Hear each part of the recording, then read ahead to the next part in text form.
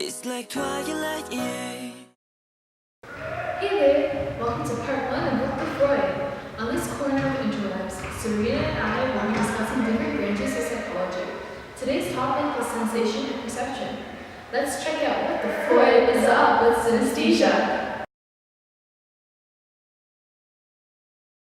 Okay, so people like Amy and I, who usually only experience one sensory pathway at a time, have brains that are compartmentalized, and our perceptions are separated into categories. So synesthetics do not have these compartmentalized brains and are often will experience multiple sensory impulses at once. This condition is generally known as synesthesia. You might be wondering why we've decided to title this video Twilight. And that's because twilight is a time of day when light and dusk are joined together. We can draw a parallel to synesthesia because during synesthetic experiences, the senses are joined together. Also, the lyrics of the song fit really well. So now that we've given you a brief description of synesthesia, we've tried our hardest to come up with a clear and consolidated answer to our inquiry question. What is synesthesia, and is it a scientifically proven condition?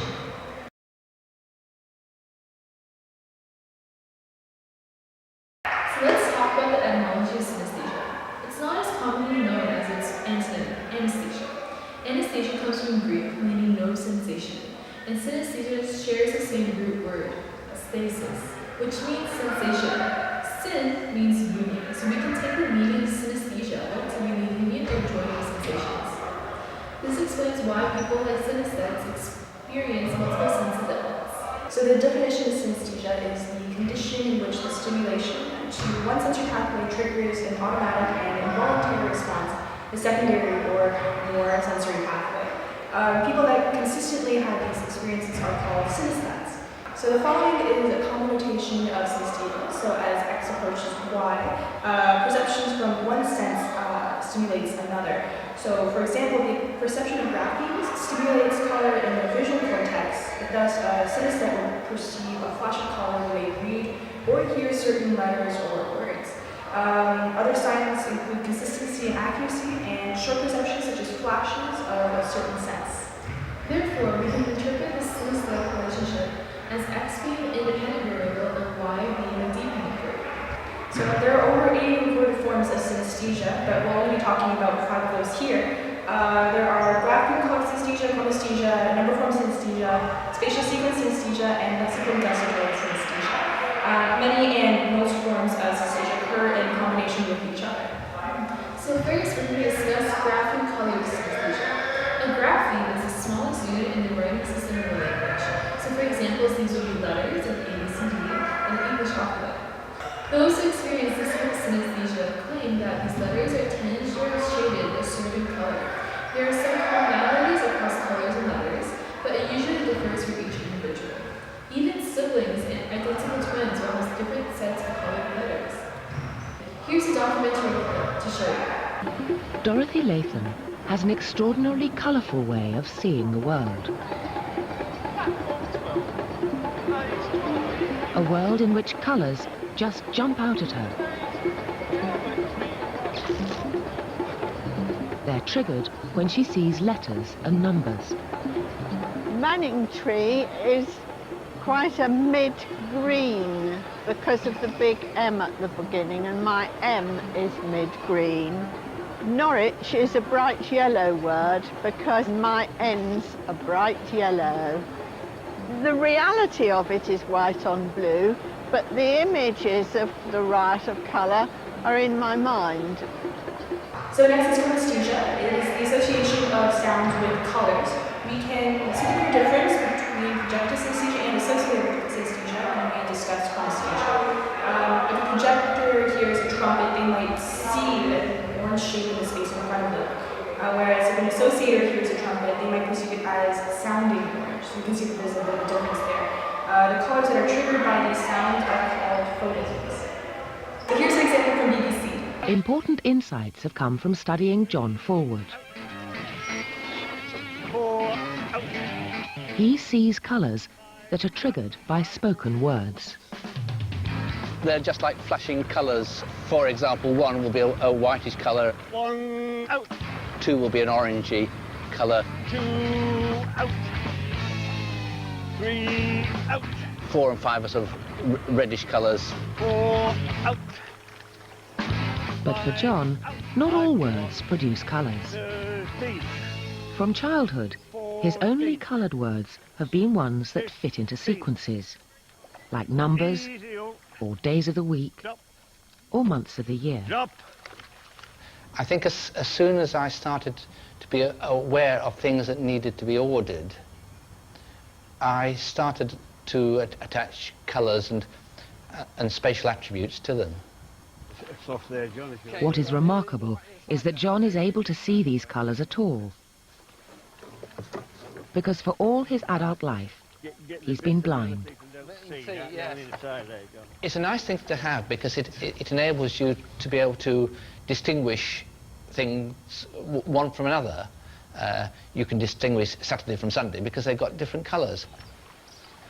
Because he is blind, John's synesthesia cannot possibly be influenced by any signal from his eyes.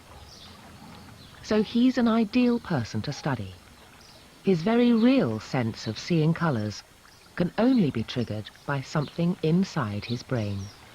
Next, let's talk about number form synesthesia. These synesthetes perceive numbers that appear in a map-like formation, such as an underline, when they think of or see numbers. Here's an example. For Serena and I, we also perceive a number line, but more in the sense of a straight line, with 0 on our left and 10 on our right. So when we're solving equations, for example, or just counting things, we think of going upwards, increasing from the left to the right. So spatial sequence synesthesia is the tendency to see numerical sequences in space and visual patterns. For example, the number 1 may be opposed to the number 2. Many researchers believe that this form of synesthesia allows synesthetes to have a greater memory, giving them the ability to remember specific dates and important events more effectively. Finally, we'll be talking about lexical gustatory synesthesia. This is the condition in which a synesthete tastes the words he hears. This form is pretty rare, but it's really important, and one of the BBC documentaries has shown us a lot of insight into how synesthesia works. The gustatory perception is automatic and consistent. In the BBC documentary, Garrett tasted Earwax. James is synesthetic with this condition. When someone talks to James, he doesn't just hear the words, he also tastes them. I have a problem with the name Derek, for instance, which is it's horrible. It's earwax. Okay, so you can see that your perceptions can vary from elementary senses to more abstract ones, such as personality, emotions, or even gender. For example, sandpaper is often said to evoke jealousy. Okay, so we do have a quotation. So Ramachandran pointed out that number personification is synesthesia. So, for example, 5 is male, 7 is female, etc. May reflect an amplification of the universal human propensity to binarize the world to economize cognitive process. What we want to emphasize is that each person is represented differently. Even though it's hereditary, a son and mother saw number colors differently. Fun fact, the only letter with more overlap among synesthetes is O. 56% see it as a shade of white. So what else have we discovered? So in 1812, a Dr. G.T.L. Sachs published the first scientific treatise on synesthesia. In it, he described how he and his sister experienced vivid color sensations when seeing, hearing, or even thinking about various vowels, consonants, names, and numbers. So now that we see who discovered it, when was it discovered, or what was it really made a scientific condition? In the late 1980s, the first MRI scan was done, showing that parts of the brain lit up with its corresponding senses. Here's an example. Okay, keep your head nice and still. Pushing it on. Megan Stephen of Oxford University is conducting an experiment to discover what is happening inside John's brain when he sees his synesthetic colours.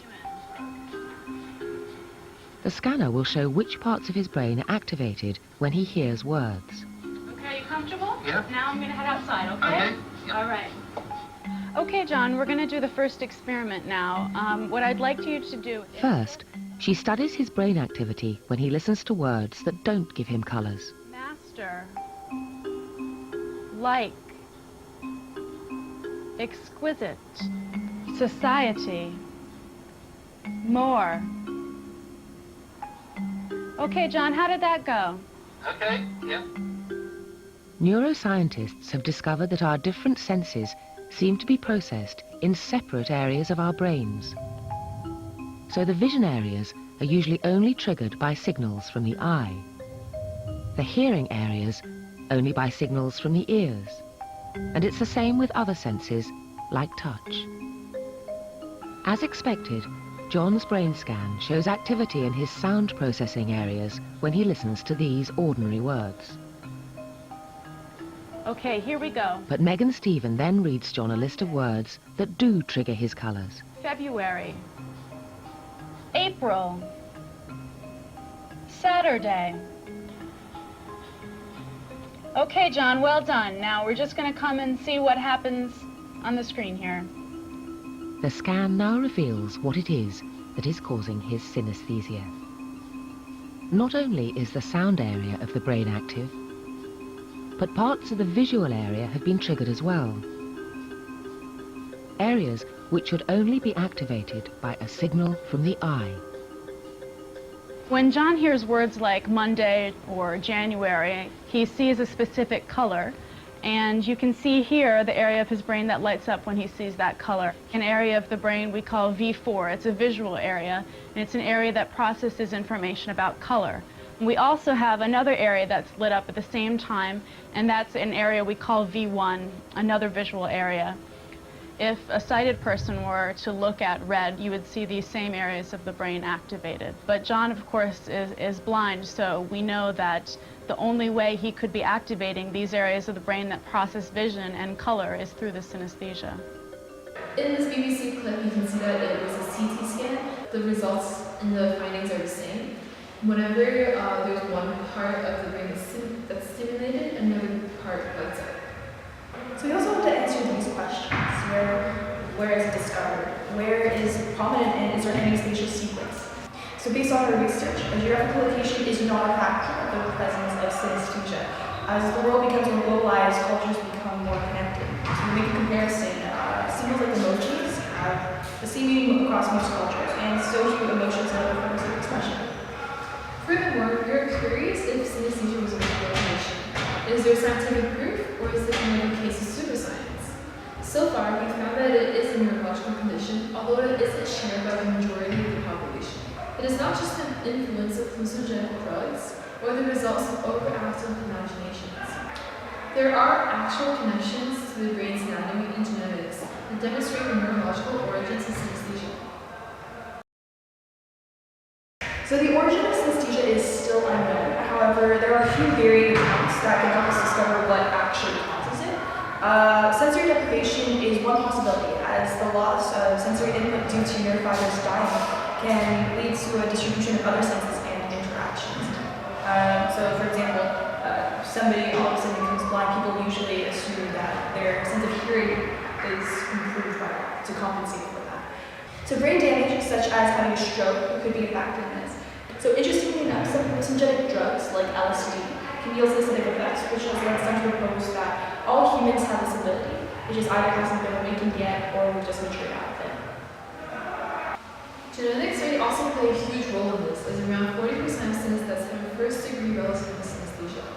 Because of this, scientists have looked at pedigree analysis and concluded that there's a suggestion of high transmissibility from parent to child, and that it is heterogeneous. It is also likely that it has a polygenic origin.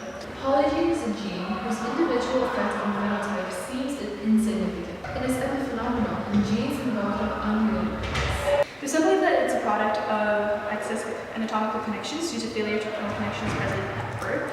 However, it's still weird because structural connectivity has never been properly measured. This cross-activation is considered to occur between the relative perceptual areas of the synesthesia and its corresponding senses, such as grapheme and color areas being adjacent in the fusiform gyrus, which is usually related to recognition. What's interesting is that according to one source, these synesthetes have an enlarged gray matter in their left posterior fusiform gyrus and decreased gray matter volume in the left anterior fusiform gyrus. Simple achromatic graphemes activate grapheme regions in an area in the brain called V4. This is the region of the visual cortex, which has a stronger response to colors. You may remember the term V4 from our earlier BBC clip. This shows us that synesthetic colors are sensory in nature, as they arise from the bottom-up processing stream. the input from stimuli that allows us to sense info from the environment. This doesn't mean that top-down processing isn't an important factor. When tested with nominal figures, Ramachandran and Laverty found that the color of the flashes will depend on whether the synesthete chooses to focus on the local or global image, based off of the individual's perception of the letters. How these occur together is still being studied. So here's an example. The local image would be A, whereas the global would be E. Right? So now a big issue within the scientific community is why this gene persevered in humanity, even though it doesn't appear as an evolutionary advantage. Despite the lack of understanding towards the purpose of synesthesia, many synesthetes claim that the condition has positively impacted their lives, especially concerning creative aspects. So the condition is found most commonly among artists such as Lady Gaga, Kanye West, Marilyn Monroe, Billy Joel, Frank Ocean, and Pharrell Williams. In his hit song Happy, Williams has stated that the song is yellow with a hint of mustard and sugared orange. We talk about the verses, he says, it's not red, it's more like orange, but then it's a little pink, a little rainbowy because of the minor chords or whatever. Another beautiful example is McCracken, who paints with song sound to her. I'm just going to show you a few examples here. Of course, there have been those who said that while they love their condition, they often find it distracting when performing simple tasks due to the flashing or the overwhelming of their senses. Some theories have been made to explain why people carry on this trait, one of which is the improved cognition that arises due to enhanced integration of senses. A few synesthetes have claimed that their memory with items related to their specific synesthesia is superior compared to others. Some extreme examples include Daniel Tammet, who was able to memorize 22,514 digits of pi, and Rouw, who generally had prodigious memory by using synesthetic associations. So there's also the benefit of enhanced sensory processing, which allows for better color detection and sensitivity. Mirror touch synesthetes, those who can feel the tactile stimuli of another person, show more tactile sensitivity and can be more adept in their body sensations. People who hear sounds through visual motion can process rhythmic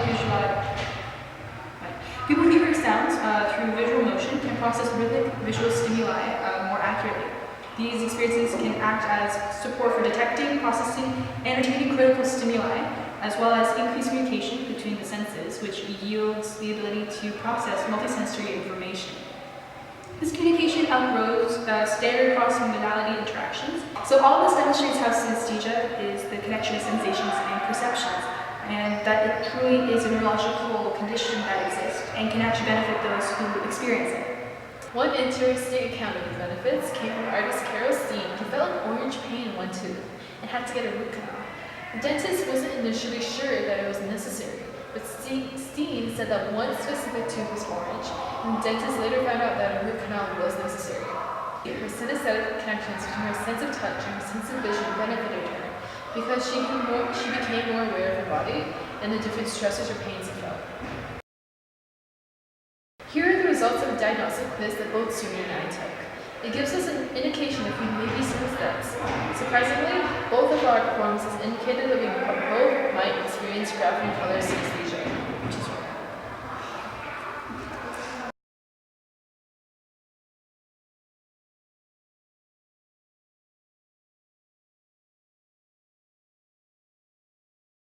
So what's important with this ongoing research is that it can help us with our understanding of the physiological mechanism aspect of the brain. We can learn more about how we work, our sensory perception, cognitive function, creativity, empathy, attention, self-regulation, and memory. And while there isn't much on this at the moment, researchers are looking into the future of synesthesia to cope with autism and other common neurological conditions like epilepsy and cognitive impairment. So because of this, a whole new gateway of understanding treating other conditions has been able to be unlocked. So, for example, we've discovered that language could be created using synesthetic connections. So, for example, here are these two pictures. One of them is Booba, one of them is Kiki. Which is which? Most people have answered that the one on the left is Kiki and the one on the right is Booba.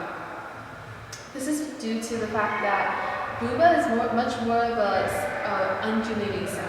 It's much more of a slower sound with gentle curves, whereas Kiki is edgy, it's sharp, and it's very reflective. And the shapes kind of represent and reflect what you hear as well as what you say. And so you can see that this is the integration of multiple senses. Your sense of hearing and your sense of sight. Do you think we should mention something about style? Like, you know when, back in English class, there's certain words, like the diction. Oh, like syntax and diction? Yeah, diction, like for example, there's specific, like you do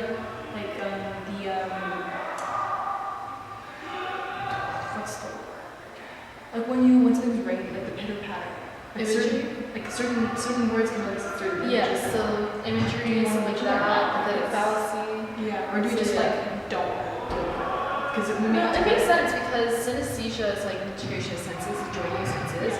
And imagery is what appeals to all of the senses, or one in particular, or multiple in particular. And so by using synesthetic connections, we as readers develop a greater understanding of the text. Yeah. You want to mention that? I'm refunding something. I'll just sub it in there.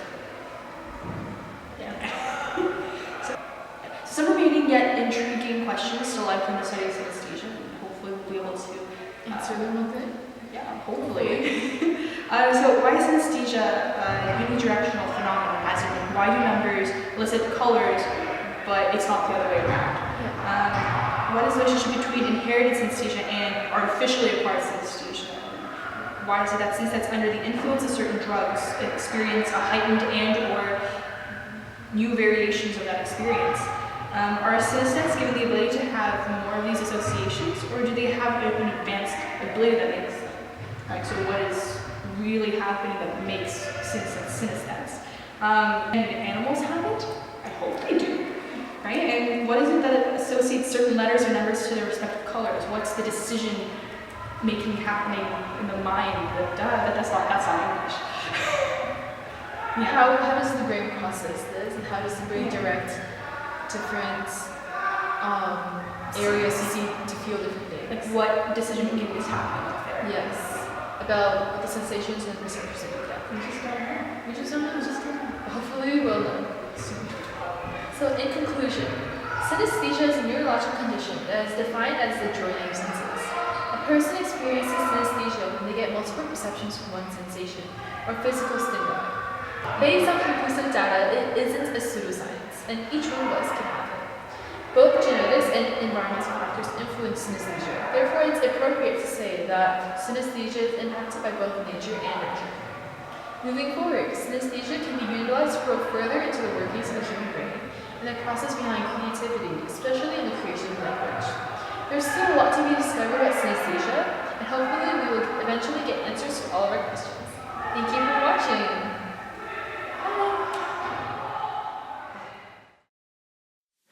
This is how I feel about you. Twilight, it's like twilight, yeah.